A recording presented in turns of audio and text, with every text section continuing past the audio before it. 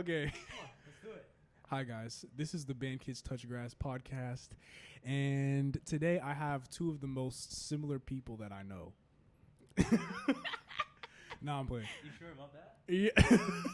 This is like the most diversity group we ever had. In This is a NAC. very diverse group of people. Yeah.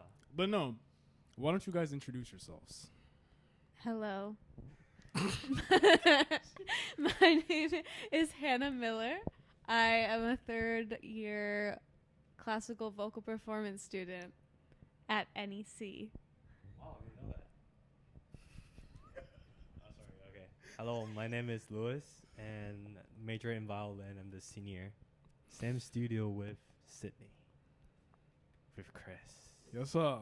So why don't you guys tell us how you got your start? Just tell us about your start to music. Like how I start the music.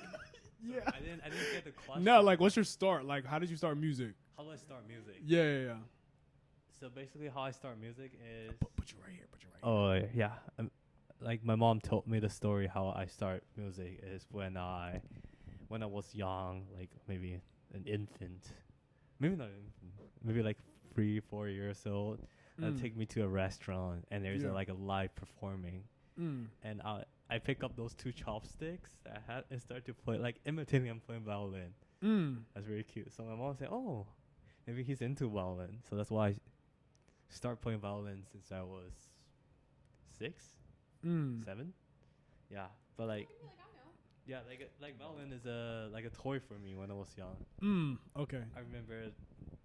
Yeah, I don't really like to practice since when I was young, and I like to throw my violin from the 2nd floor to the 1st floor.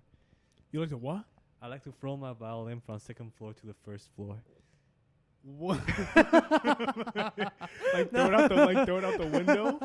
No, just like throw it out of the stairs. Like Why would you do that, bro? No. Come on, it's like a. Would it break? It's like a 6. No, it wasn't a case. But like it's a 16 violin. 16 size? 16 size. It's really small. Yeah. And Okay. it's just basically it's a toy. Yeah, it's not an actual violin. So yeah, but after middle school, I started to get more into it, and that's why I started to like aim for the university music conservatory. Yeah, basically at the 3rd year of middle school, I know that I want to be more professional. I want to learn more technical, professional violin performing. That's why I'm here. Okay. Thank you, Louis. Go ahead, Hannah.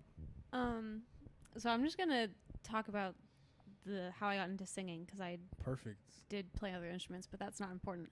Anyways, Oh, yes, you played clarinet. I did play clarinet. In not band. not well.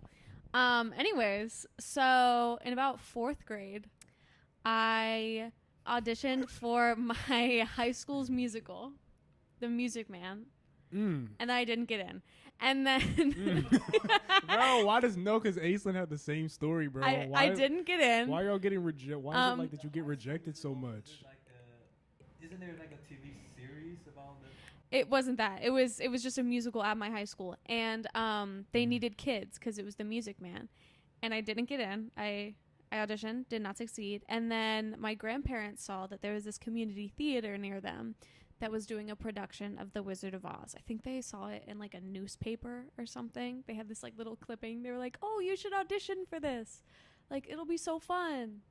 And so then my very first like singing musical experience outside of like the stuff I did at my parents' church and stuff when I was younger was a munchkin in The Wizard of Oz. She was a munchkin. I was a munchkin. Can you explain to Louis what a munchkin is? I'll put one on the screen. No. I'm just it's supposed to be like a dwarf, I think. Like a really short, like small person, right? But generally in like high school or community theater productions, they just use small children. Louis, have you seen Wizard of Oz? Yeah. She's like a Oompa Loompa. Oompa Loompa? Yeah. Like, bro, you know the little factory workers, the little guys with the green hair and the orange skin. So you asked him if he had watched The Wizard of Oz, and Oh, you meant to no, say you meant to say Charlie and the Chocolate Factory. Have you seen Charlie and the Chocolate Factory? My fault. I do, and I And know what Oompa you Loompa. mean. Yeah, She's like a Oompa Loompa. yeah. I was like, yeah. does that happen in The Wizard of Oz? I mean, they're not orange, but like Just for the audience, can you say that color again? they're not orange. Yeah, they're not orange. They are not orange. Okay, that's it. And But keep going. anyways, so I was in a little production of The Wizard of Oz, and I really enjoyed it. I mean, I had like one scene. It really wasn't super interesting as far as the actual role, but I really enjoyed getting to know the other people and more of the environment, and so I started to do it more. Did some more community theater, did some productions in middle school. I started taking voice lessons in 7th grade, I think. 7th grade. Okay. Yeah. And then, but I was only doing musical theater at that point. And then when I was in high school, freshman year of high school, I took a vocal repertoire elective that we had. And so we started doing like some more art song type music, which I really hadn't been exposed to at that point. My hometown is very musical theater and country and not classical. She's from Intercourse, Pennsylvania. I am actually not from Intercourse, She's Pennsylvania. from Lancaster, Pennsylvania. My mother is from Intercourse, Pennsylvania. Thank That's you. a real place, guys. It is it's a real place. Were you gonna ask what an art song is, Lewis? Huh? You seemed like you had a question. No, continue. Okay. Anyways, and so then I started to really enjoy like art song, and my voice teacher that I had at the time, she mostly taught musical theater, but she had gone to Belmont for her undergrad in vocal performance, and then went Nashville. Yeah, and then went to BOCO for her graduate schooling and got a vocal performance degrees. And then she had performed in a bunch of operas, but then she ended up coming back to Lancaster and doing a bunch of musical theater, and then started teaching mostly musical theater. So then I started transitioning my lessons into working on classical music, and I started doing like vocal competitions while still doing some musical theater, and then I came here. So the topic of this episode is, what is your worst performance experience? No. Okay. You can go first, Hannah. You want to go first? I can go first. That's fine. My worst performance to date is so it was my senior year of high school. It was right before I came to school here. I had a senior recital, but I also had my vocal studio in high school. They had a like recital every year. And I got to sing 2 songs at it because it was a whole studio. And I just used my college audition songs. Like, I took 2 of the pieces and I just sang those. And the one piece that I did, I sang the same verse twice because I couldn't remember the words. My voice teacher was standing in the back of the auditorium mouthing the lyrics to me. That's embarrassing. It's so embarrassing. That's because embarrassing. And it's one of those things where it's like I had been working on that song for, at that point, it like probably close to a year. Like, I had been working on that for months and months. I used it in every single college audition. Like, I knew that song front and back, but I got up there and immediately it was all gone. Bro. And like, I just sang the same verse twice. So like, if you didn't know the song, you may not have known, but I was Was it in English? No, it was Italian. Oh. I was so pissed at myself. Right, but that's not the point. That's not the point of it. Nothing compared to mine. Oh. Okay, I didn't know it was a competition, Lewis. Jeez. So that was your worst one? Yes. Okay. I will never get over watching my voice teacher mouth the lyrics to me in the back. Like, how do you come back no, from that's that? traumatizing, Yeah. bro. I feel that. Come on, there's worse thing. I remember when I was in high school, there's like a video that was very famous that a voice singer. There's a guy who sing for his graduation recital, and when he had the high note, his sound crack. His voice cracked on a high note. Voice crack on high note. It goes viral. That's And probably it's like on a singer's YouTube. worst fear, bro. That's probably a singer's worst fear. Yeah. It's just like voice crack. You like, okay, yeah, I know how you feel, 'cause like when I was performing, sometimes my mind goes blank, Yeah. yeah, Yeah. and so I just have to trust what my hand tell me to do. Like, you know, sometimes in the beginning, usually when in the beginning of the piece, I was so nervous, I would just be there and let the finger plays on, and later I will. When I'm less nervous and get into the music, I will like put myself together and in control of it. Right. Yeah. But okay, that's not the story. That's just a prelude. Okay, now tell you my story. You know what's the worst thing you can happen Okay. in a performance? What's the worst thing, Lewis?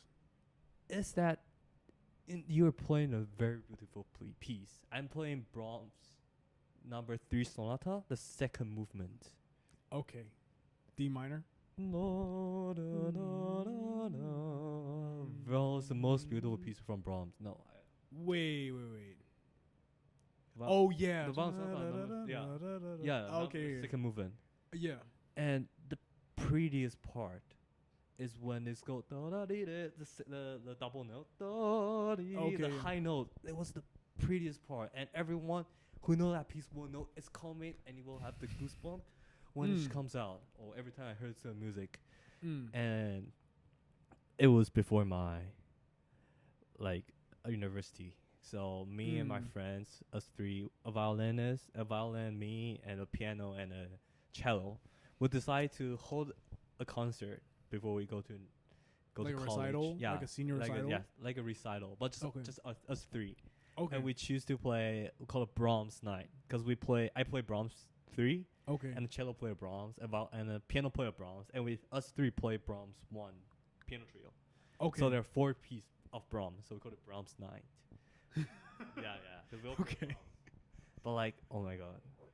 Got it. It's in Taipei. It's like in a hall. We ran a hall and we sell tickets.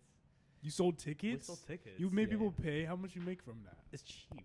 I don't know. We have to pay some more. Like Right. yeah, because we have to rent the thing, and we didn't.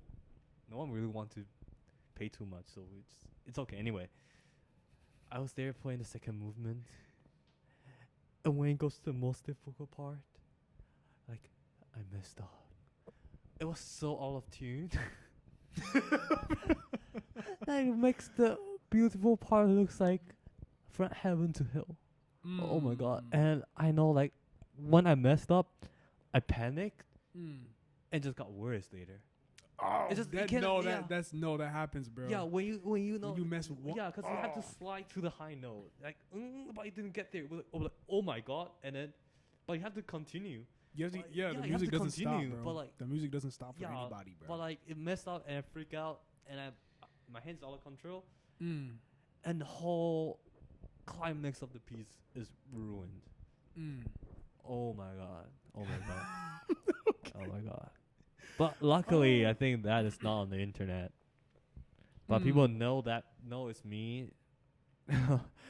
I was thinking in the future, I was like, oh my god! After playing this, like in the future, if I'm actually a soloist and people see my poster, say, oh, this person is gonna perform in whatever hall, and say, oh my god, I know this guy playing Brahms 3 and mess up on the high note. I like the prettiest notes. Like, what the is he doing? Like, oh no. Nah, bro, but I feel that. I feel that though, cause like, well, on the part that's like you mess one thing up, and then like everything else, yeah, after that, like you can't mentally get past the one that you did. So then everything else just kind of it's like a domino effect, Yeah. and then everything else falls down, bro. Yeah, but like, if you mess up in the beginning, people know you're nervous, so it's okay. And just put yourself back and start playing. But you mess up at the best point of the piece is ruined. Yeah. Okay. This Lewis's hot take on performance. Everyone's there for those notes, for the most beautiful part of the piece, and you ruin it. And then why? Why are they coming? Why are you playing? It's just put everything meaningless. Right? I don't know if I could agree with you, bruh. I mean, I understand why you feel that way, but you don't gotta be so hard. You don't gotta be so hard on yourself. Oh, it's okay. That's so much pressure. That's okay. I can't. Yourself, bro. Yeah. Yeah, it is. But I survive and think, and then it doesn't really affect me anymore. Yeah. Okay. That's what I was gonna get into next. But like, I also, going off of your thing, I feel like sometimes when you get up, or I don't know, like this literally happened to me like 2 days ago. But like, you practice something for so long. You make sure that you got it down. You do run throughs and everything, and then you get up there and it's just like, it's like nothing. It's like you didn't do anything. It's just like you learned it 2 days ago. You just started learning it 2 days ago. I had like the worst case of that. I think it was like my sophomore year of high school or something. It was my my all-state choir audition. Oh. I had practiced. Was it blind? Yeah. Okay. I had practiced so insanely for this audition. Mm-hmm. I knew it so well. I knew it. I got into the audition room. I took one look at the music. They gave me my starting pitch, and my mind went blank. I just leaves your could not, like, the first couple measures, I couldn't do it. I couldn't do it. Like, I had no idea what it was. Like, 3 measures in, I knew everything. And the rest of it was perfectly fine. But it's one of those things where, like, you mess up a single note in that, you're not getting in. No. You know what I mean? I hate that happens. Like, it's one of those things where it's like, when you're that far up, like, I think they took like 6 people from like 35 or something like that. Like every other girl knew that. No. Oh, okay. Oh God, no. Okay. After get it, like, well, I don't know. It still could have been good, even though you messed that like, one part they up. give you like, it's maybe like 12, 13 measures of like 2 different songs, and that's your audition. Okay. And so it was like, you get 2 measures wrong of one excerpt. Oh, you're fucked. Like, you're not getting in. Sorry. Yeah, that's like 12%. Right. Yeah, that's wild. And everything is so calculative. Like, and at that point, it's like, it was one of those things where it's like the people that were getting in and that were like the top 6, they were points away from each other. Oh. Like, scoring wise. Okay. So there was no coming back. Okay. What was your best performance? Now we talk about like, just to get off of that, because like I know it's like it's a hard place to be at. That's a harder question, bro. Come on, it is. No, bro. Be real. What was the best, like the performance that you like felt, just a performance that you felt good about? Like you walked away from that and was like, you know what, I fucked up, but like it was still good. You know? Wow, really, sure. Bro? How are you supposed to be mentally sane if you can't walk away with wins ever, bro? There's no really like a performance I did that I would feel like, oh my God, this is so good. No, that's like, bro. That's never gonna happen. Yeah, bro. There's always feel like, I can do. There's that always better. Gonna be something you can improve on, but like you never walked yeah. away from one and was just like. Yeah, but I had the feeling that was like, oh my God, I'm so good. You had that feeling one time? Yes.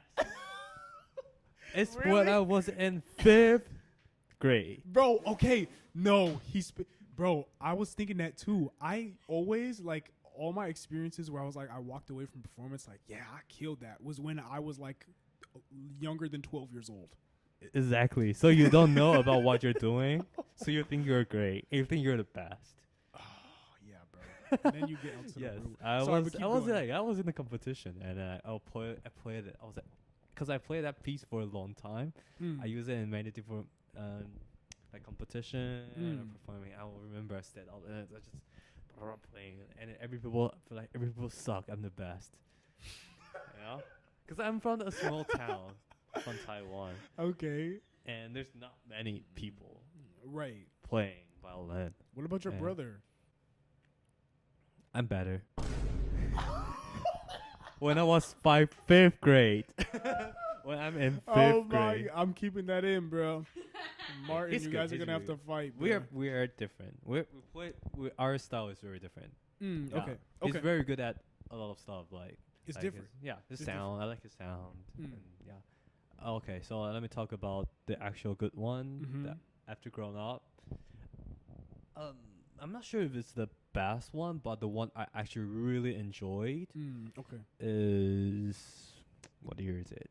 Like 2-3 years ago when we were playing Beethoven's Symphony. Yeah, It was an orchestra film. performance. Yeah, I really enjoyed that piece. Oh my god, I want to play that piece Yeah. like unstop. I don't want to finish. Oh. Yeah, I really enjoy playing the rehearsal. I feel like everyone is really into the music. Since Beethoven 7 is classic. It's so pretty. Right?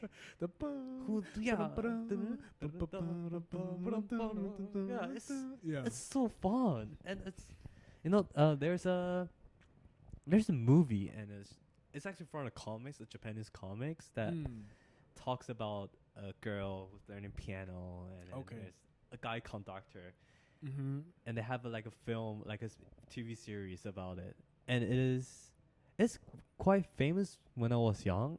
And inside they played number 7, Beethoven 7, yeah. Okay.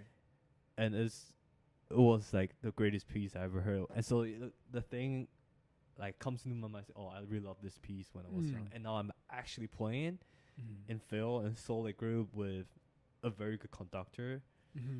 So I was like, oh my god. And also like Nick Cords, Nicholas Kitchen, yes. Yeah. Kitchen's also playing with us. He was playing in He film. was sitting behind us. Why? Yeah, because he has his own. He's very good at like reading some manuscript. He has his own interpretation about the manuscript. I'm in his manuscript class right now. Oh, and yeah, he's very into those. He's very specific. By the way, Nicholas Kitchen is a violin faculty member, but no, he's very, very, very, very, very like nitpicky, and like you look at Beethoven's manuscripts and they're like all messy, and you can't like some of it is just like illegible, bro. But like he like can read all of it and all that stuff, and he's like, yeah, it's just like reading your dad's handwriting.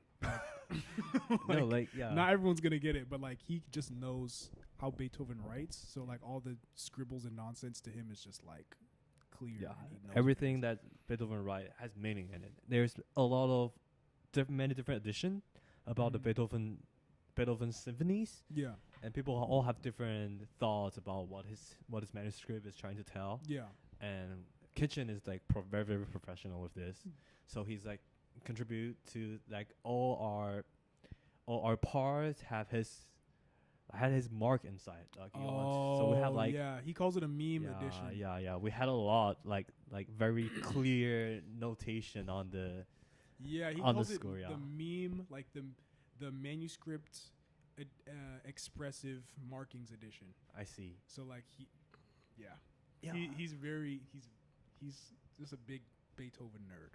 It is. So that's why that was like one of the concert that I really enjoyed, and it's the very first concert that I don't want it to end. I want to play it again. If we can start over from the first movement after the fourth movement, I would do it. I know it sounds crazy. No, it does. That's not that crazy. I really enjoyed that really concert. like that's always gonna be in my mind forever. Yeah. That's good. Okay. You good? You got something, Hannah? You got something for us, Hannah? You good? Sure.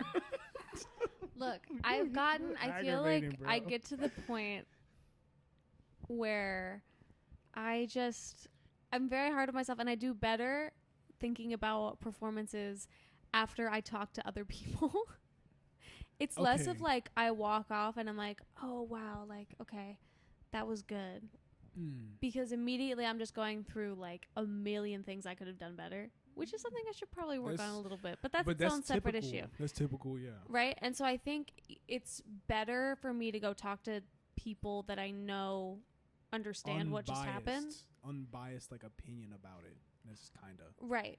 Like I think because when I was younger, it was like I would go and I would do a performance, and then I would come back and like even if I like I had mixed feelings about it. Like I would go and I would talk to my family and they would have no idea what just happened, basically. Like they would just, no matter what happened, like I could have literally like screamed and like hit all the wrong notes and they would have been like, oh my God, that was the best thing I've ever heard in my life. Right. You know what I mean? Right. And like no hate to that. Like that sometimes is super helpful to have. Yeah. Because, you know, they're just like, they're your biggest fans and it's so adorable in that sense. Yeah. You know? And like sometimes it's good, or like, I don't know, sometimes when you're performing, you can get really wrapped up in like the technical and like, did I hit this note? Did I articulate this correctly? Right. But then at the end of the day, the people that don't really know about any of that, like they're going to be the people that are going to be able to tell you, did you like move them at all? Like did your performance like have any musical integrity? Like were you able to like deliver a convincing performance to somebody that doesn't know that much about the language? And so like when people come up to me and are like, or people that don't know about it come up to me and are like, that was good, it was just like, at least I know that if I didn't hit everything right, like it, like through all the check marks or whatever, like I delivered a convincing enough performance as like other people. Right. And I mean, I think a performance that sticks out to me, I'm going to try to use one that's more recent and not like 7 years ago or something like that. But I think last year during one of the undergrad like vocal showcases, like I came back and like we each do 2 songs. I think the one I didn't feel super proud of, but one of them I was like, okay, that wasn't bad. And then I talked to one of my classmates and they're like, oh, your coloratura in that second song was just so good. I'm so jealous of your coloratura. And it was one of those things where it's like, it's so different coming from someone that like actually knows what they're talking about. Right. And like that you very much respect. And so it was one of those moments where it was like, they wouldn't have said that if they didn't mean it. Because, you know, like you could have just been like, oh, that was great. Like, good job. Like, even if you thought that their performance was but the fact that they pointed out something very specifically about the performance was like, okay, that was good. Like, and it more like solidified those initial feelings that I had coming off the stage. Okay. If that makes sense. And so I left that feeling like, okay, all right. Okay. We're making progress. We're doing well. Right. Like, that kind of thing. Okay. I see that. I think that can get dangerous. That can get what? It can get dangerous. Yes, absolutely it can. 100%. You see do you see where I'm going? Like, oh, yeah. Oh, yeah. Yeah. Like, because it's relying on other people. I'm aware that's not healthy. Well, I don't think it's not healthy. I feel like it can be unhealthy. It can be unhealthy. It can be helpful to like hear like a specific and like constructive criticism from somebody. But like, yeah, I don't know. It's hard to like just give yourself a little pat on the back. Right. If like they didn't compliment XYZ, I guess it wasn't that good. You know? But like, right. Yeah, I mean, I understand the feeling when somebody says something specific that is like a solidifier for like any good that you could have felt. I don't know. I've had things where like I've like torn myself down because where like I thought I did good, but then nobody said anything. So I was like, I guess I did. But like, yeah, that's it. I think in those instances, I just try not to think about it. I'm like, you know, like usually you come off like a performance, we were like, oh, how did you feel that you did? And like, you know, it's one of those things where it's like, if I'm like, oh, I think I did really well, I'm just going with that. Okay. Yeah, sometimes you just gotta. And then you move on to the next thing. That's true. It'll be fine. Sometimes you just gotta put on Lewis, any thoughts? The face and put it in the past. Sydney, what's your best performance and worst performance? No one is interested in knowing about what his best and the worst one. Come on, am I the only one? I'm sure I'm not alone. Okay, bro. Yes. No, okay. I think my worst performance. Lewis was present during my worst performance. It was in studio class during my freshman year. Ooh, yeah, okay. So it was in studio class during my freshman year, and I was extremely nervous, and It was Vinyowski, and whenever I get up and play Vinyowski, it's not great. Which is something that I'm trying to do better with, like playing more violinistic repertoire, like a violinist. like and like trying to like give it that like flair and like freaking finesse and stuff, but like it's hard, bro. It's not easy. It's not easy to like get up there and like nail Paganini or Vinyowski or Sarasate or whatever. But nah, it's hard. So I got up there and I started playing, and like it started off okay, and it's like in your head, or like sometimes you're just like in your head about something. Like there's a spot that it's like 50-50 that you haven't really gotten down. And if at that point, bro, in the performance, if you're worried about that spot, or like you don't have a mentality where it's like, you know what, this spot might get up, but I'm just gonna keep pushing. It's game, bro. Like you have to like it's no, like seriously, if you're playing and you're only focused on one spot, or like you're moving past something but you can't get over a mistake you made like 20 measures ago, the whole performance is just gonna be a show, bro. Yeah. And that's what happened to me. There's a freaking fingered octaves passage, which fingered octaves are like one of the freaking most ridiculous techniques on violin. There's fingered octave passage in Vinyowski on the first page, and then after that, bro, I was cooked. I was just cooked, and I could just tell because like I was mid performance, but like I have like this. Whenever I'm bombing, I have like this destructive tendency to like glance at the audience to see how they're reacting. Oh, bro! Oh my god! And I looked, and bro, like half of the people were just like looking down, and like, nah, it was just bad.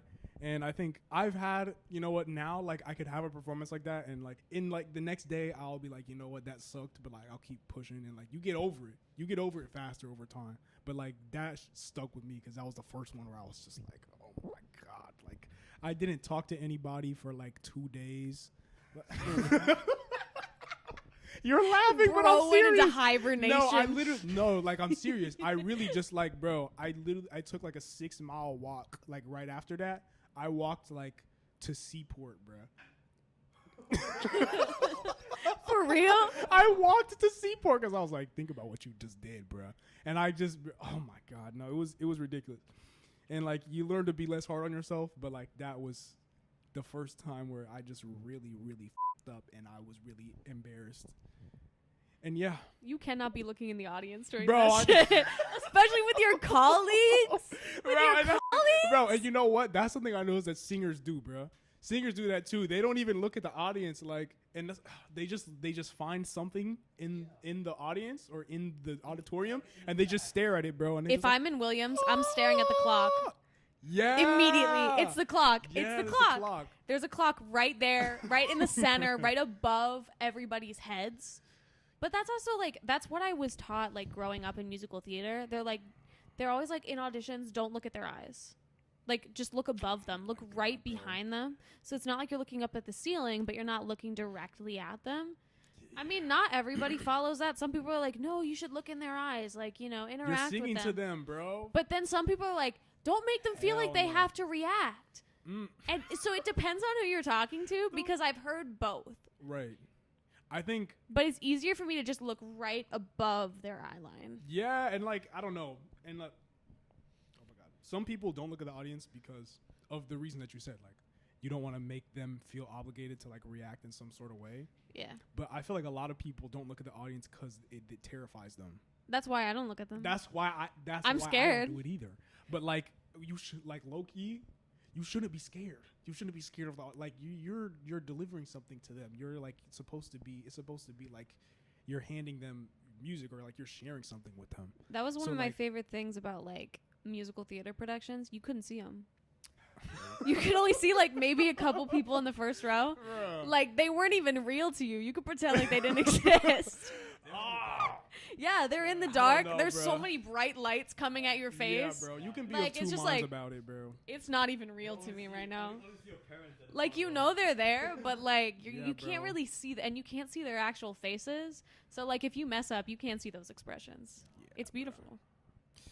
But yeah, that was my best. That was my Wait, worst one. Sydney, And then, yeah, go I low-key don't remember which one you Thank mentioned. God.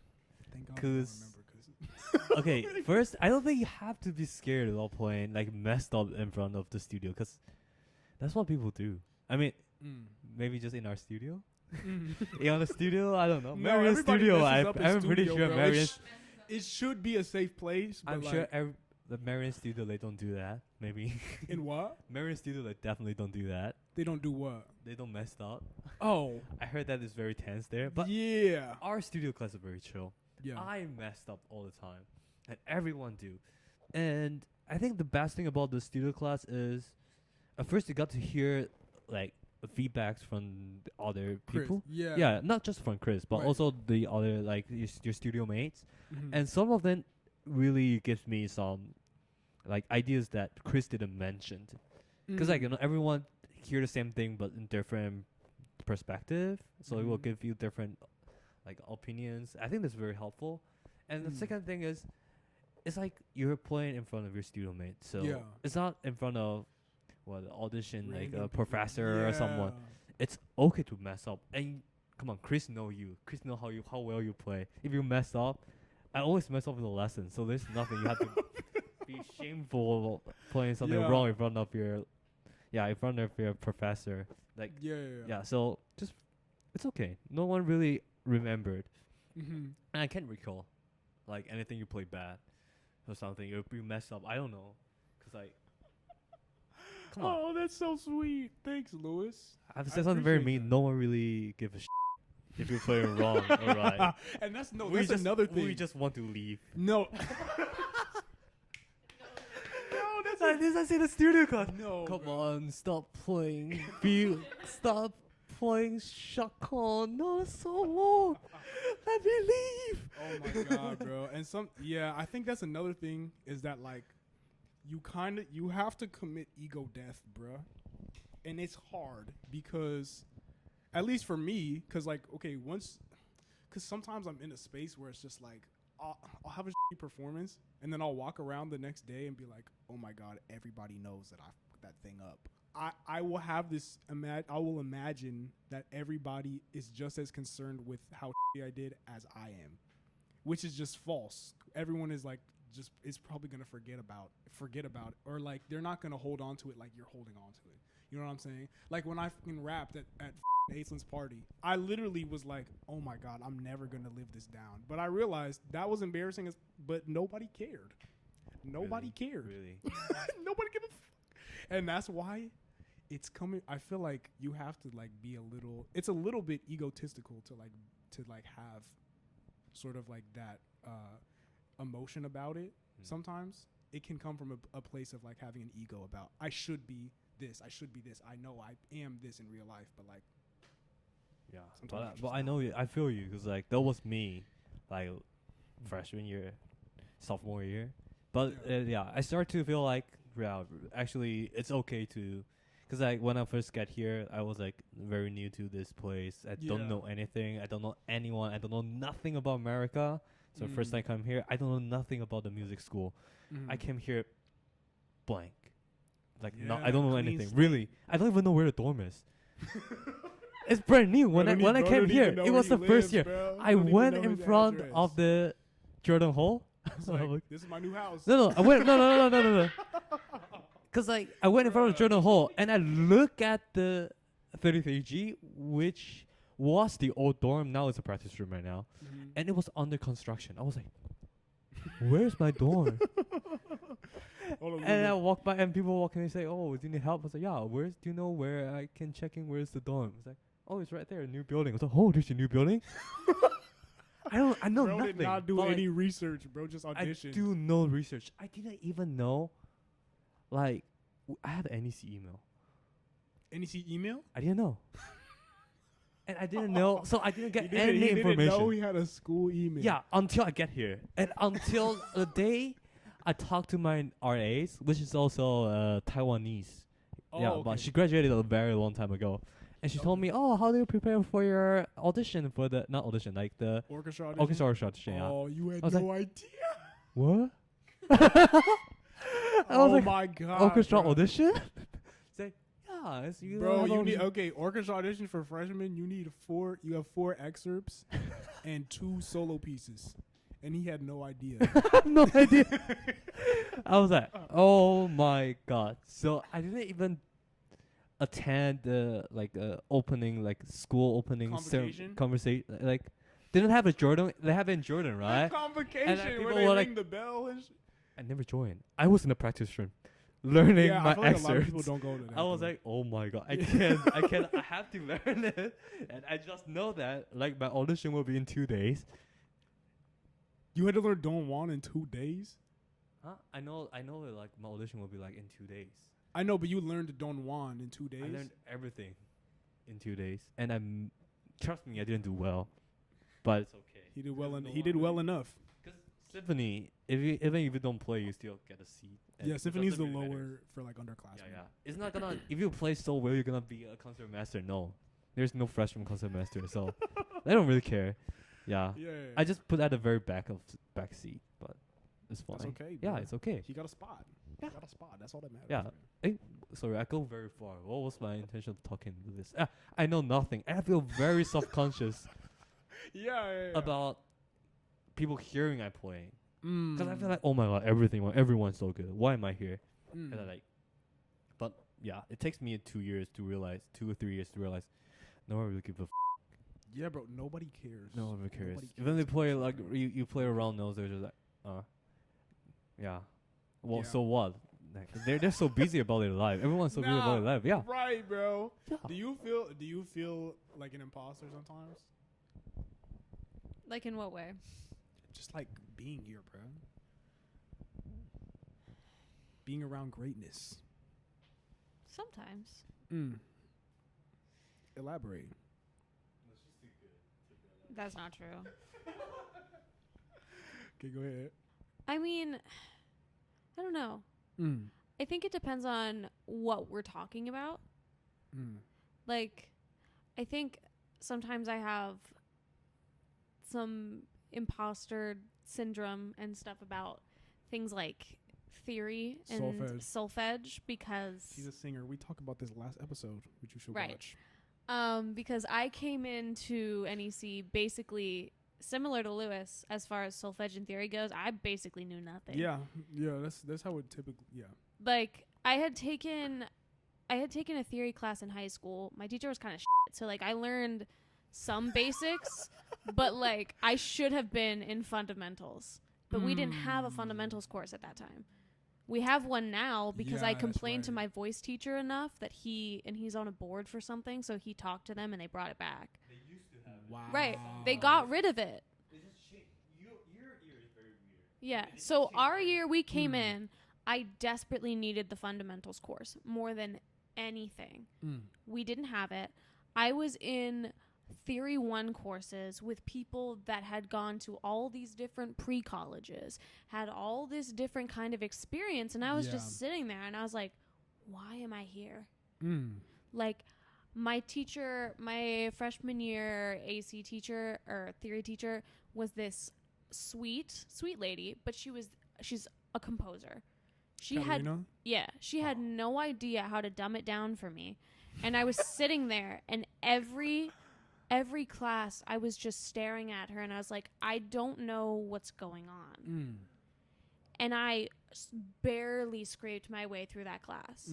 You know, and it was just like and there were certain people I would talk to and they would just be like, why don't you understand it? Like, like it was one of those things and I was like, yeah, bro. I don't belong here. Right. And I still have some of that sometimes, honestly, because it's just like I just don't get certain things. Right. Low key, you're yeah, bro. You know, But I and it's one of those feeling is valid. The right, feeling is and it's valid. one of those things where like I don't have it as much with singing, Yeah.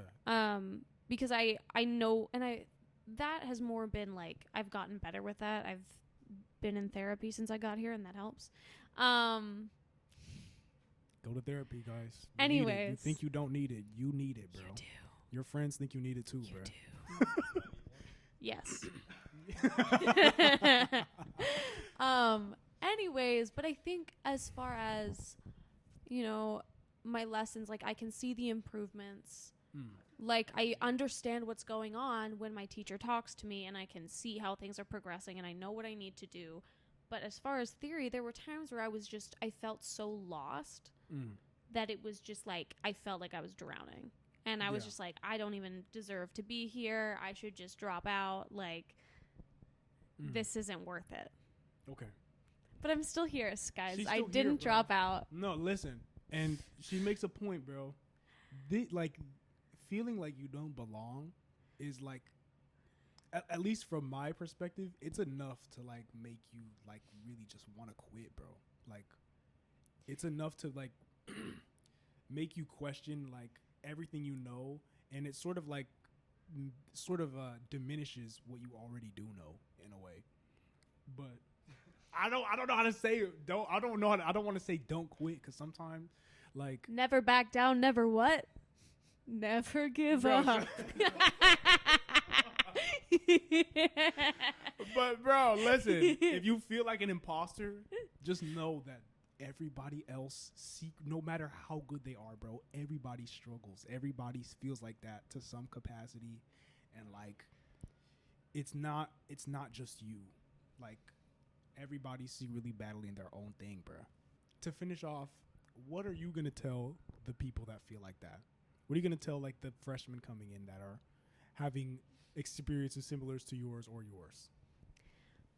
I mean, I think I've had some conversations with people that are younger than me about theory, and I think the thing that I go with is it's just kind of like, it's okay to be where you're at. It's okay to be where you're at, bruh. I've been there, but the biggest thing is don't be afraid to ask for help. The thing about NEC, and the thing that I found out my freshman year, and the thing that got me to still be here now, is that I found that the teachers here will bend over backwards to help you and will do anything that you need, basically, because they care if you ask. But you have to ask. They won't know that you're drowning unless you tell them. Yeah. Valid. You know? And go from there. Do what you can. And it'll turn out fine. That's a great message. You just got to put in a little work. You know what I mean? And ask. A little bit of that It's grease, okay gang. to rely on other people. Because people care. Not like fully rely. That's not what I meant. Yeah. But like, No, it's okay to lean on other people when you're struggling. Right. Because there's people out there that really want to help you. Facts. Lewis. Go ahead, bro. Go ahead, boy. What I think about telling people is just, it's okay. There's always another chance to get better next time.